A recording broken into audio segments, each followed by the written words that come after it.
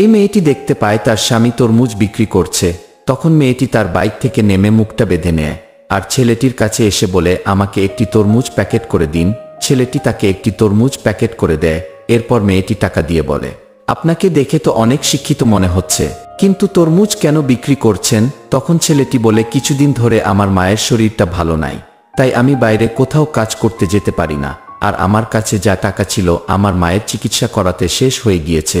মেয়েটি তখন ছেলেটির স্ত্রীর সম্পর্কে জিজ্ঞাসা করে।